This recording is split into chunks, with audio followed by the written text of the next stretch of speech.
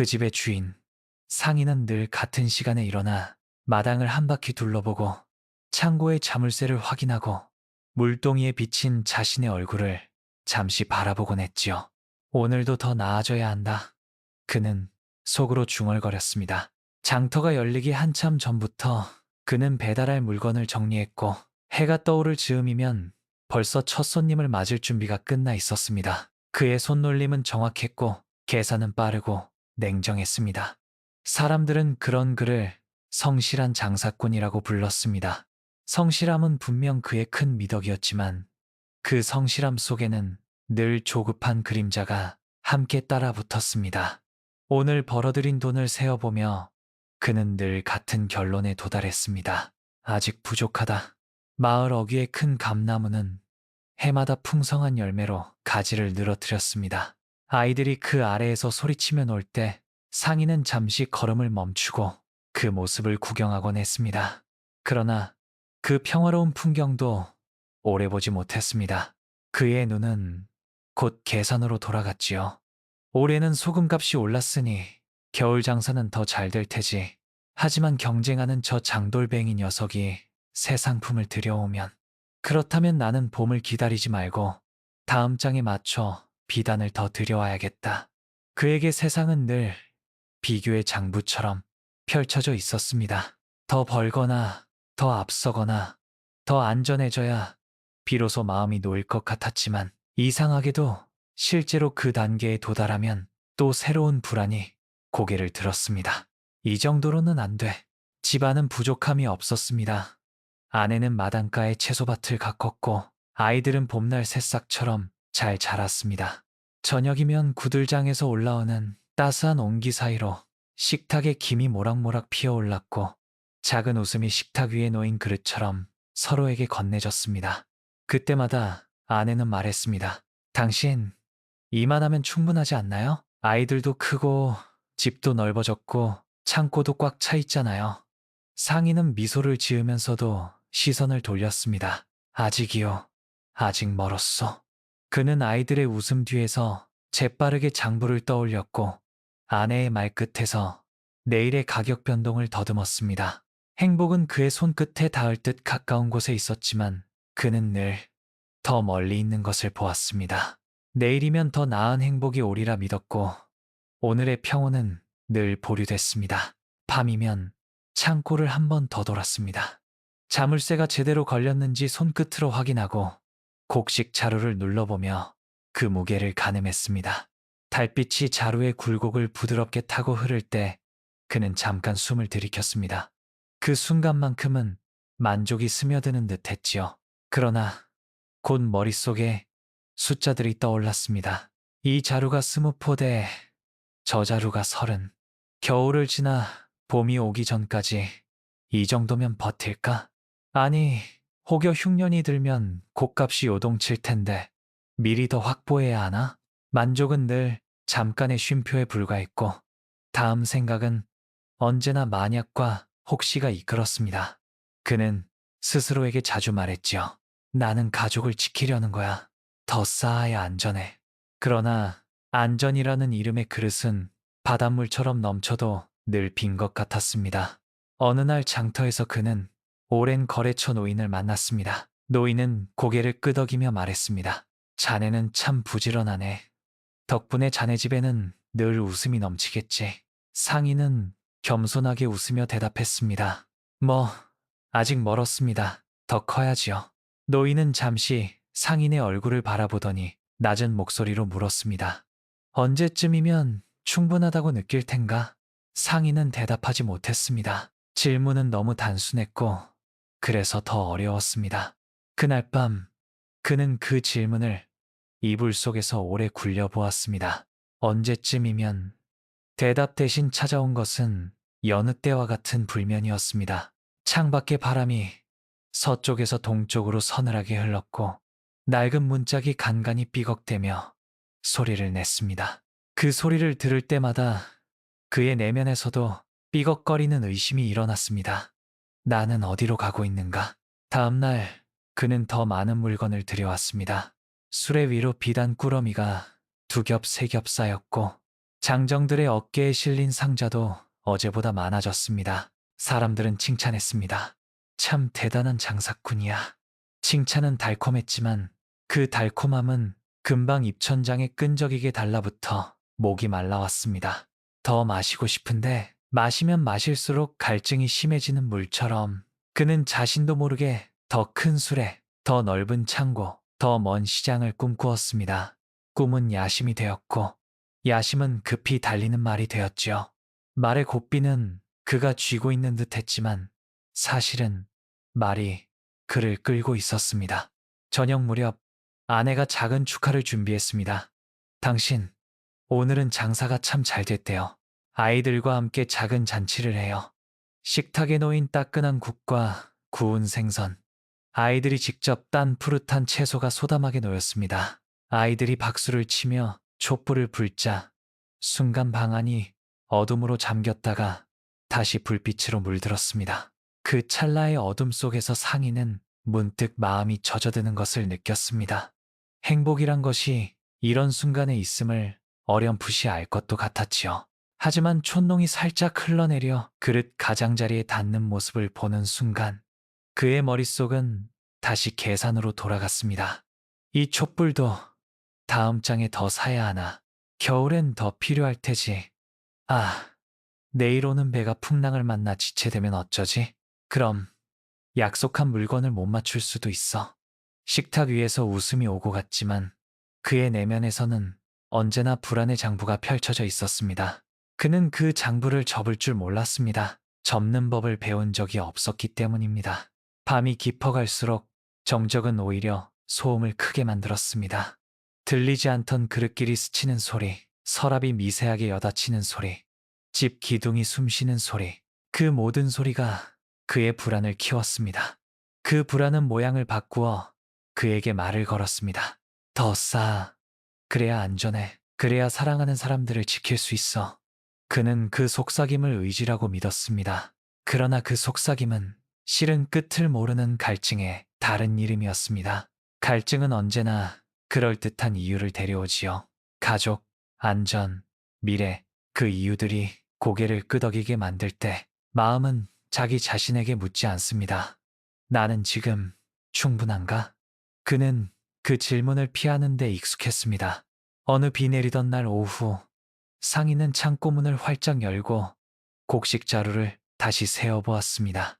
빗방울이 처마 끝에서 가늘게 떨어지며 흙길 위로 둥근 점을 찍어 나갔습니다.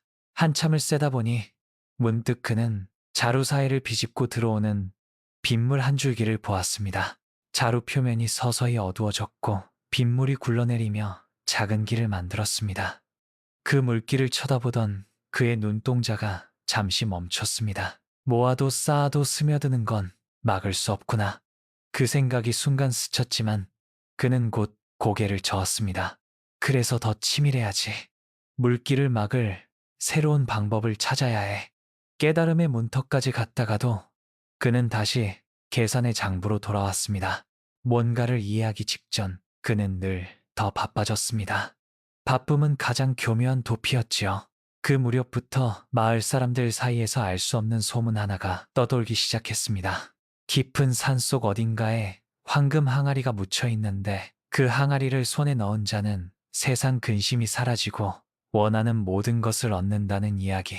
장터의 자파상, 주막의 노인, 멀리서 온 행상인까지도 한 번쯤은 그 얘기를 꺼냈습니다. 사람들은 허풍이라며 웃기도 했고 어떤 이들은 눈을 반짝이며 뒤를 묻기도 했습니다. 상인은 처음 그 소문을 들었을 때 웃어 넘겼습니다. 허황된 소리. 하지만 그날 밤 그는 잠에서 여러 번 깼습니다. 꿈속에서 누군가가 귓가에 속삭였습니다. 네가 찾는 안전은 거기에 있다. 심장이 두근거렸고 손바닥에 땀이 배었습니다. 그는 다시 잠들려 했지만 눈꺼풀이 가벼웠습니다. 새벽이 오기 전 그는 이미 결심의 초입에 서 있었습니다. 다음 날 그는 장부를 덮고 지도를 펼쳤습니다. 산맥의 윤곽, 물길, 오래된 사찰의 위치, 사람들이 들려준 모호한 방향들, 손가락 끝이 종이 위를 더듬을 때마다 그의 머릿속에서는 가능성과 위험이 동시에 싹 텄습니다. 그는 위험을 계산해 이겨낼 수 있다고 믿었습니다. 나는 누구보다 성실하고 누구보다 치밀하다. 내가 못할 이유가 없다. 그 믿음은 오랜 성실이 낳은 자부심에서 나왔습니다. 그러나 그 자부심이 미묘하게 기울어져 알지 못하는 교만으로 섞이고 있다는 사실을 그는 알아차리지 못했습니다. 성실은 그를 높였지만 동시에 그를 가두고 있었지요. 멈춤이라는 선택지를 그의 사전에서 지워버렸기 때문입니다. 해, 진력. 그는 아내에게 조심스레 말을 꺼냈습니다. 며칠, 아니, 길면 몇 달 걸릴 수도 있어.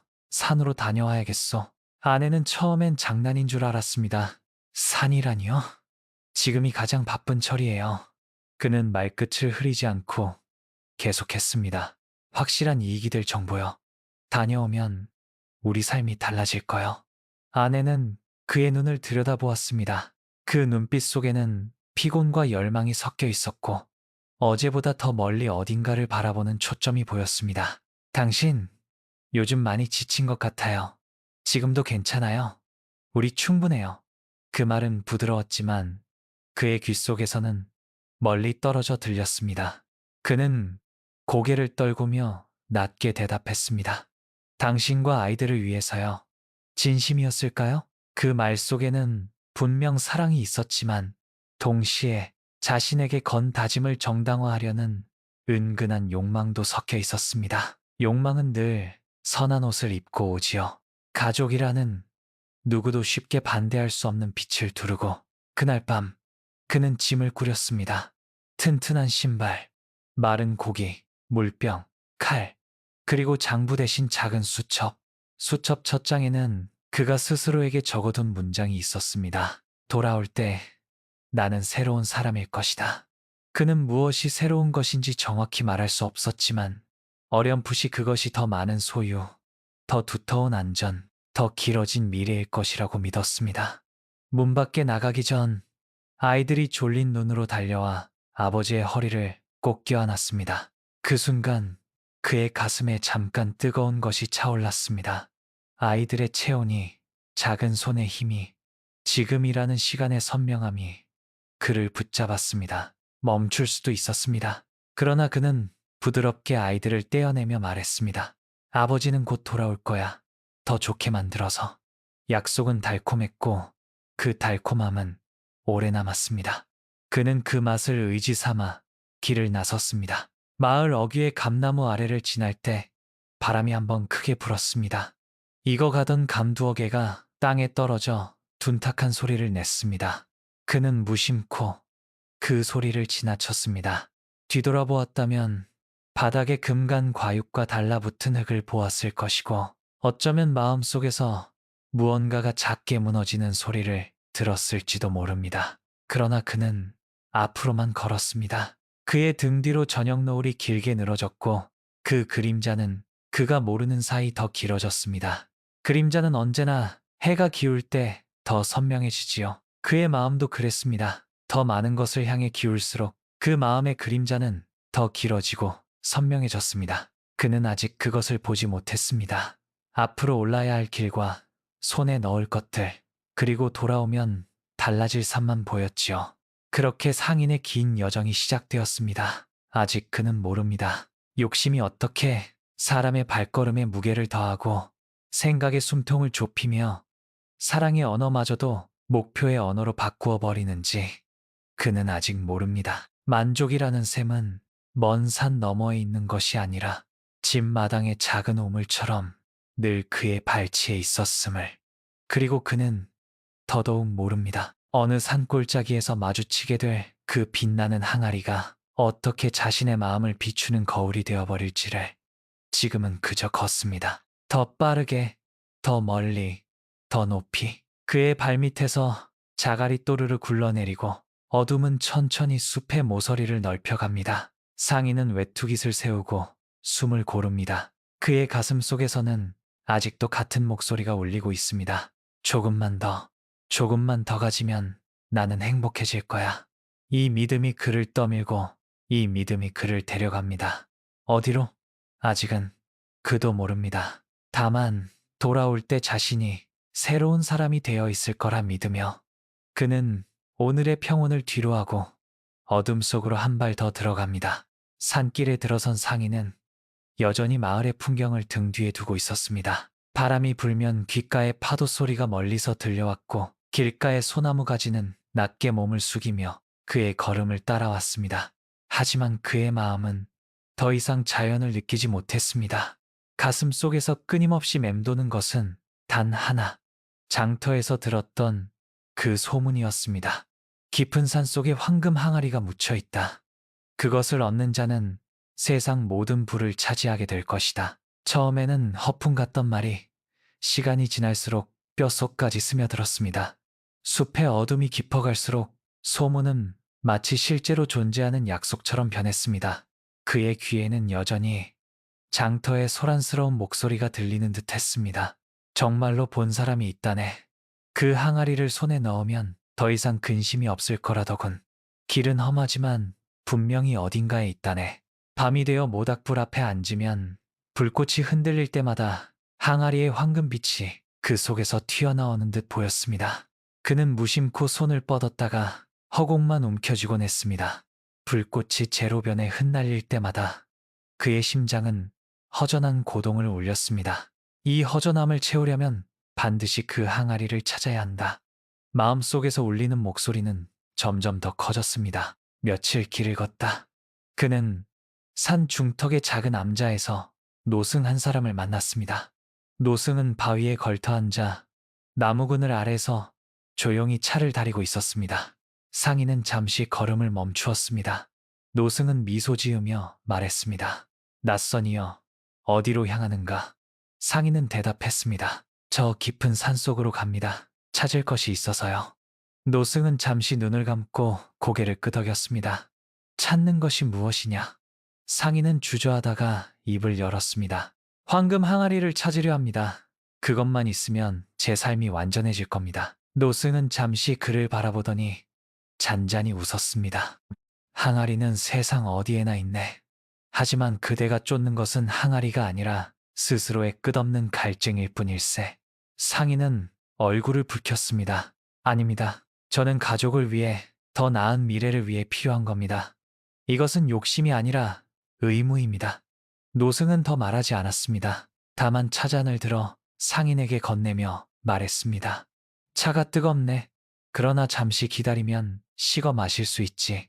성급히 입에 대면 오히려 입술을 댈 뿐이네. 상인은 차를 들여다보았습니다. 뜨거운 김이 피어오르는 물 위로 달빛이 흔들렸습니다. 하지만 그는 곧 잔을 내려놓고 자리를 박차고 일어섰습니다. 시간이 없습니다. 저는 더 나아가야 합니다.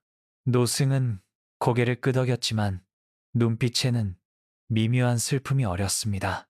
그날 밤 상인은 노승의 말을 떠올리며 잠시 망설였습니다. 하지만 마음속의 욕망은 노승의 조언보다 훨씬 더 큰 목소리를 냈습니다. 멈추지 마라. 너는 이미 멀리 와 있지 않느냐. 이제 돌아간다면 빈손이 될 뿐이다. 다음 날 아침, 그는 더욱 빠른 걸음으로 산 깊숙이 들어섰습니다. 숲은 점점 울창해지고 길은 좁아졌습니다. 발밑에 작은 돌멩이가 구르는 소리가 심장을 더 크게 두드렸습니다. 황금 항아리는 점점 더 눈앞에 다가오는 듯했고 그의 머릿속은 이미 항아리를 손에 넣은 후의 모습으로 가득 차 있었습니다. 그는 아이들이 웃으며 아버지를 맞는 장면을 상상했습니다. 아내가 기쁨의 눈물을 흘리며 그를 바라보는 모습을 그렸습니다. 마을 사람들이 그를 영웅처럼 칭송하는 장면도 떠올렸습니다. 그 상상은 그에게 힘을 주었지만 동시에 지금 곁에 있던 현실을 점점 흐릿하게 만들었습니다. 그는 아직 알지 못했습니다. 자신이 좇는 황금 항아리가 실제하는 보물이 아니라 만족을 모르는 마음이 만든 환영이라는 것을, 그리고 그 환영이야말로 그를 더욱 깊은 어둠으로 끌어들이고 있다는 것을. 상인은 노승과의 짧은 만남을 뒤로하고 더 깊은 숲속으로 발걸음을 옮겼습니다. 새벽녘의 공기는 차가웠고 나무들 사이로 안개가 자욱하게 내려앉아 있었습니다. 길은 점점 희미해졌고 발밑의 흙길은 습기로 질어 발자국마다 무겁게 눌렸습니다. 그러나 그의 발걸음은 멈추지 않았습니다. 마음속에 한 목소리가 끊임없이 속삭이고 있었기 때문입니다. 조금만 더 가면 된다. 네가 찾는 것이 바로 앞에 있다. 멈추면 모든 노력이 헛되다. 며칠째 이어지는 여정은 그의 몸을 점점 쇠약하게 만들었습니다. 물과 음식은 한정되어 있었고 숲의 길은 끝없이 구불거렸습니다. 어떤 날은 굶주림에 풀잎을 씹어 삼키며 버텼고 어떤 날은 흐르는 시냇물에 얼굴을 묻고 갈증을 달래야 했습니다. 그럴 때마다 그는 스스로를 다독였습니다. 이 고생은 모두 다 보상이 있을 거야. 황금 항아리를 찾는 순간 모든 괴로움은 사라질 것이다. 하지만 고난은 그를 단련하기보다 점점 더 집착을 굳게 만들었습니다. 길을 걷다 발을 헛디뎌 무릎이 찢어져 피가 흘러내렸을 때 그는 순간 하늘을 원망했습니다. 왜 나를 이렇게 시험하는가? 나는 옳은 일을 하고 있는데. 그러나 잠시 뒤 그는 다시 이를 악물고 다짐했습니다. 그래, 이런 시련은 항아리를 찾을 자격이 있는 자에게 주어지는 시험일 거야. 그의 마음은 이미 현실을 잃어버리고 있었습니다. 몸은 지쳐 쓰러질 지경이었지만 눈빛만은 더욱 날카롭게 불타올랐습니다.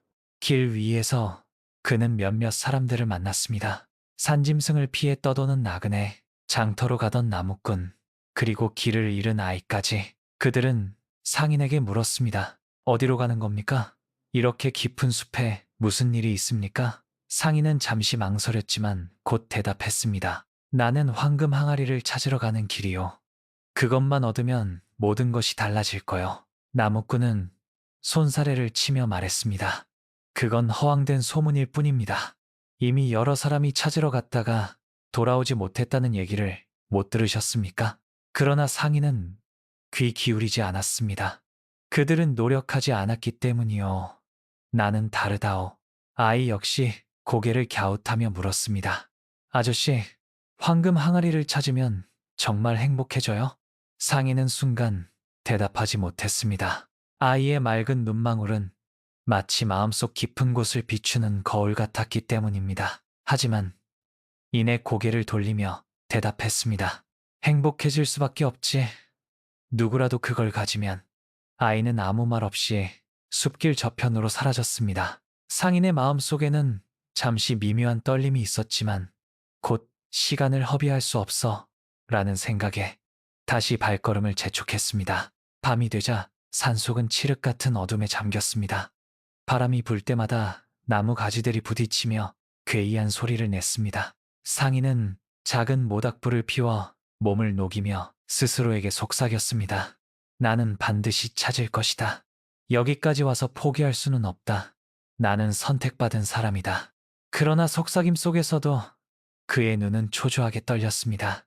발가락 끝은 부르트고 손에는 굳은 살이 갈라져 피가 배어나왔습니다. 모닥불에 비친 그의 얼굴은 피곤으로 움푹 꺼져 있었고 눈가에는 광기에 가까운 집착이 서려 있었습니다.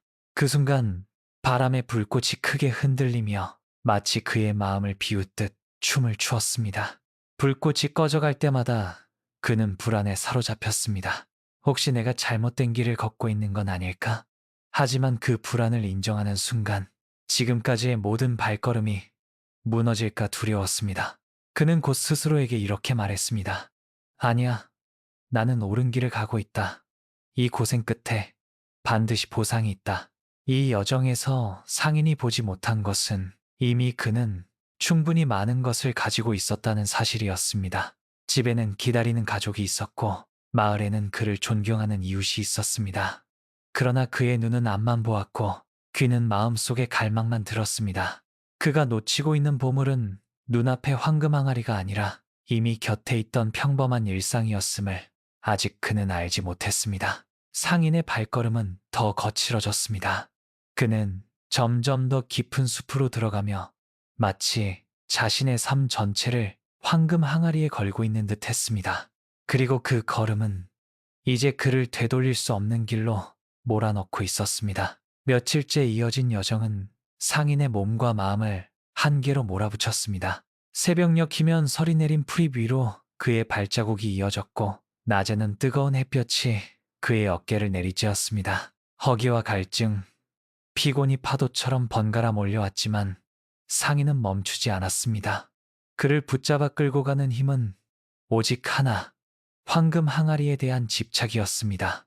어느 날, 숲은 갑자기 조용해졌습니다. 바람도 멈춘 듯 고요했고 새소리조차 들리지 않았습니다. 상인은 본능적으로 무언가가 가까워졌음을 느꼈습니다. 그 순간 앞쪽 바위 틈에서 희미한 황금빛이 새어나왔습니다. 그는 숨을 멎은 듯 가슴을 움켜쥐었습니다. 눈앞의 빛은 마치 오래 기다린 약속 같았습니다.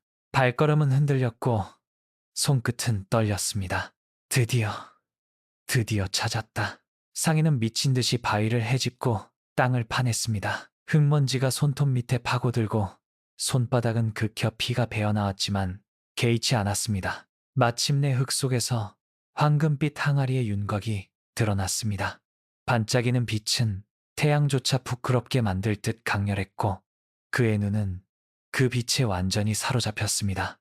그는 항아리를 두 팔로 끌어안으며 환호성을 질렀습니다. 드디어 내 것이 되었구나. 이제 나는 세상에서 가장 부유한 사람이 될 것이다. 두려울 것도 부족할 것도 없다. 그러나 기쁨은 오래가지 않았습니다. 항아리를 꼭 껴안은 순간 그 황금빛이 서서히 바래더니 검은 빛으로 변하기 시작했습니다. 눈부시던 황금은 재로 바스러져 손가락 사이로 흩날렸고 바람이 불자 그 재는 허공으로 흩어져 사라졌습니다. 안 돼. 이럴 리가 없어. 이건 내 것이었는데, 내 행복이었는데.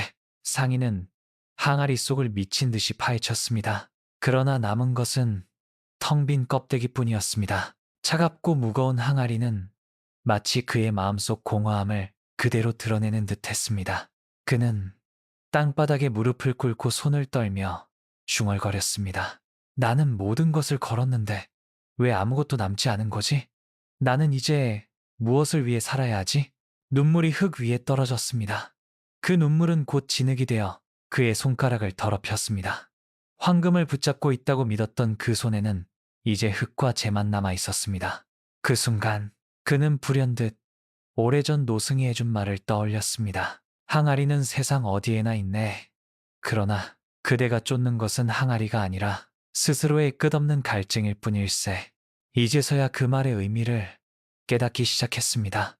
자신이 쫓은 것은 황금이 아니라 마음속의 끝없는 욕심이었습니다. 그리고 그 욕심은 결국 자신을 고통으로 끌어넣은 불길과 같았습니다. 그는 흐느끼며 땅에 몸을 던졌습니다. 바람은 차갑게 그의 뺨을 스쳤고 나무들은 묵묵히 그를 내려다보았습니다. 숲은 마치 오래전부터 알고 있었다는 듯 변함없는 침묵으로 그를 감싸 안았습니다. 여러분, 이 장면은 단순한 이야기의 절정이 아닙니다. 사실 우리도 종종 같은 경험을 하지 않습니까? 손에 넣으면 행복할 줄 알았던 것들이 막상 손에 들어오면 금세 색이 바래고 재처럼 사라져버린 경험 말입니다. 더 좋은 집, 더 좋은 차, 더 많은 돈. 그것들이 잠시 황금빛으로 빛나지만 시간이 지나면 결국 공허한 껍데기만 남습니다. 부처님께서는 이렇게 말씀하셨습니다. 탐욕은 채울수록 더욱 타오르며 집착은 붙잡을수록 더욱 고통을 낳는다. 상인이 붙잡은 것은 황금 항아리가 아니라 바로 자신의 집착이었습니다.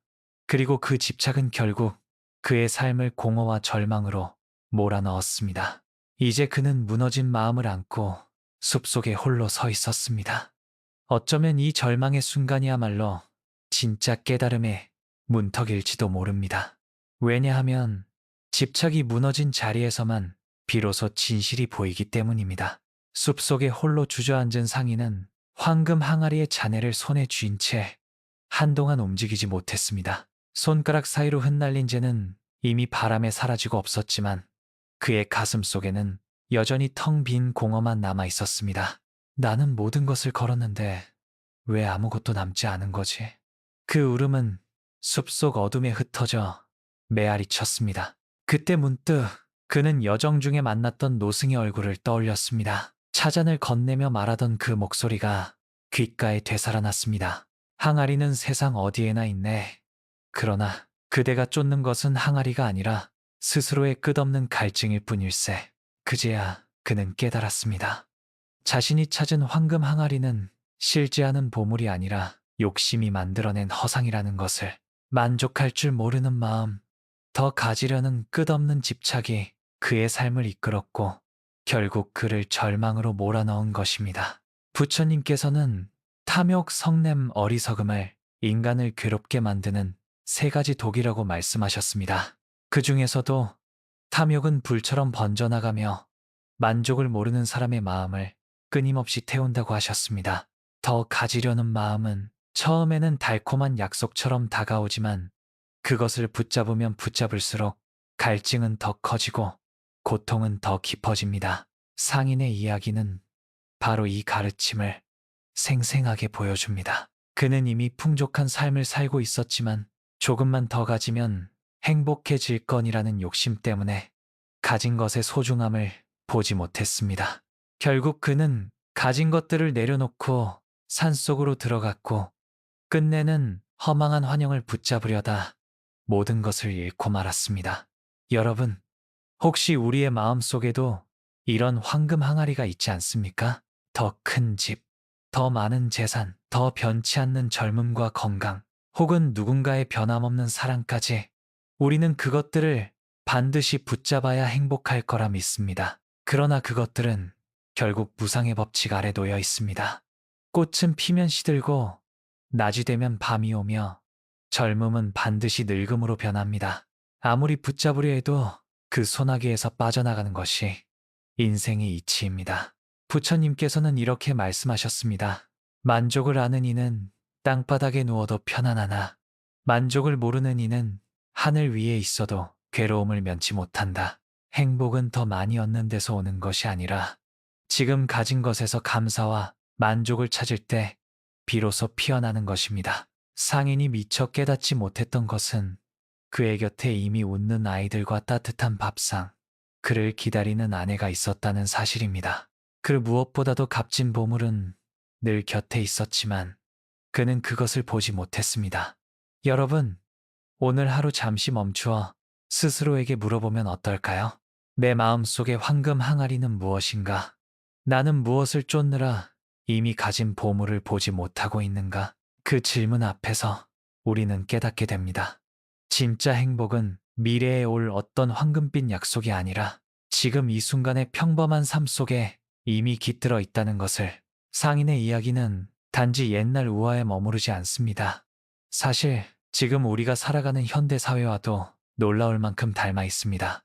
차이가 있다면 상인이 쫓던 것은 숲속의 황금 항아리였고 현대를 살아가는 우리들이 쫓는 것은 눈부신 광고와 화려한 소비라는 점일 뿐입니다. 거리를 걸으면 끊임없이 눈을 사로잡는 간판과 광고가 우리를 유혹합니다.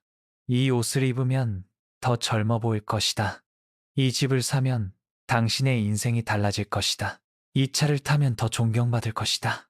매일같이 쏟아지는 이런 메시지는 마치 황금빛 약속처럼 우리 앞에 놓입니다. 처음에는 단순히 필요해서 산 물건이었지만 곧 만족은 사라지고 또 다른 필요와 갈증이 생깁니다. 예를 들어 새 휴대폰을 손에 넣었을 때의 짜릿함을 떠올려 보십시오. 처음엔 세상이 달라진 듯 설레지만 몇 달이 지나지 않아 벌써 새 모델이 발표되고 우리는 지금 가진 것을 구형이라 부르며 또다시 새로운 것을 원합니다. 상인이 황금 항아리를 붙잡고도 허무만을 얻은 것처럼 우리도 끝없는 소비 속에서 공허함을 느끼게 됩니다. 이뿐만이 아닙니다. 직장에서의 경쟁, 사회적 지위, 타인의 인정 또한 우리에게 황금 항아리와 같습니다. 더 높은 자리, 더 큰 성과, 더 많은 박수를 얻으면 행복해질 거라 믿습니다. 그러나 그 자리에 올라서도 마음은 금세 불안해집니다. 혹시 내 자리를 빼앗기면 어쩌지? 더 잘하는 사람이 나타나면? 만족은 오래 머물지 않고 또 다른 욕망이 자리합니다. 부처님께서는 인간의 마음을 채워도 채워지지 않는 항아리에 비유하셨습니다. 그 항아리의 밑바닥은 구멍이 나 있어서 아무리 물을 부어도 가득 차지 않는다는 것이지요. 오늘의 우리는 끊임없이 그 항아리에 물을 붓고 있습니다. 돈, 명예, 권력, 물질, 심지어 관계까지도. 그러나 만족은 금세 흘러내려버리고 다시 갈증이 찾아옵니다. 그렇다면 우리는 어떻게 해야 할까요? 해답은 의외로 단순합니다.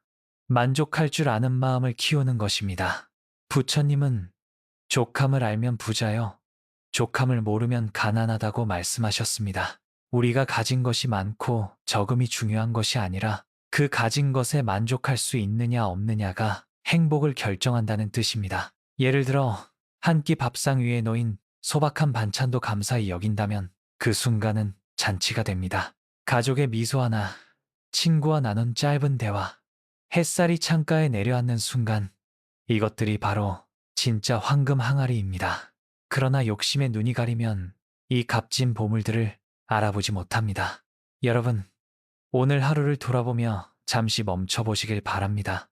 혹시 우리도 상인처럼 허망한 황금 항아리를 쫓느라 이미 가진 보물을 놓치고 있는 것은 아닐까요? 스스로에게 이렇게 물어보면 좋겠습니다. 나는 무엇을 더 가지려 애쓰고 있는가? 그것이 사라지면 나는 정말 불행해질까?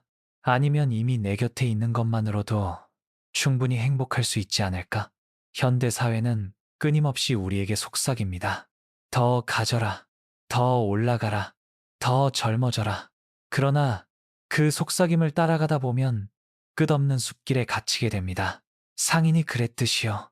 하지만 우리가 멈추어 지금 이 순간을 바라본다면 이미 곁에 있는 것이 진정한 황금이라는 사실을 발견할 수 있습니다. 숲속에 쓰러져 있던 상인이 황금 항아리의 허망함을 깨달았듯 우리 또한 언젠가는 깨닫게 됩니다. 끝없이 쫓아가던 것이 사실은 잡히지 않는 환영이었음을, 그리고 그 환영을 좇느라 곁에 있던 진짜 보물들을 놓쳐왔음을. 하지만 여러분, 우리는 상인과 달리 지금 이 순간 멈추어 돌아볼 수 있습니다. 잠시 눈을 감고 오늘 하루를 떠올려 보십시오. 아침에 마신 따뜻한 차 한 모금, 가족의 안부를 전하는 목소리, 친구가 건넨 짧은 문자, 혹은 길가에 피어 있던 작은 꽃 한 송이. 이것들이야말로 황금 항아리보다 더 값진 보물이 아닐까요? 부처님은 이렇게 말씀하셨습니다. 오늘을 살지 않고 내일만을 바라보는 이는 이미 가진 꽃을 보지 못하고 시든 꽃만 붙잡으려 애쓰는 자와 같다. 우리의 행복은 내일의 더 큰 무언가에 있는 것이 아니라 지금 이 순간의 작은 감사 속에서 자라납니다. 오늘 저는 여러분께 작은 실천을 하나 제안드리고 싶습니다. 잠자리에 들기 전 오늘 하루 동안 마음속에 감사한 일을 3가지 적어보는 것입니다. 아주 작은 것이어도 괜찮습니다. 따뜻한 햇살을 느낀 것, 누군가의 미소를 본 것, 하루 3끼를 무사히 먹은 것. 그렇게 매일의 작은 황금을 발견하다 보면 더 이상 허망한 항아리를 찾아 숲을 헤맬 필요가 없다는 것을 깨닫게 될 것입니다. 여러분은 이미 충분합니다. 더 가지지 않아도, 더 올라가지 않아도 지금 이 순간 숨 쉬고 살아있는 것만으로도 소중한 보물을 지니고 있습니다. 이제 우리 함께 마음속으로 다짐해 볼까요? 나는 이미 가진 것에 감사하겠습니다. 더 많은 것을 쫓기보다 지금 곁에 있는 보물을 바라보겠습니다. 만족할 줄 아는 마음으로 오늘을 살겠습니다. 이 다짐이 여러분의 하루를 더 평온하게 하고 마음의 숲속에서 길을 잃지 않게 이끌어 줄 것입니다.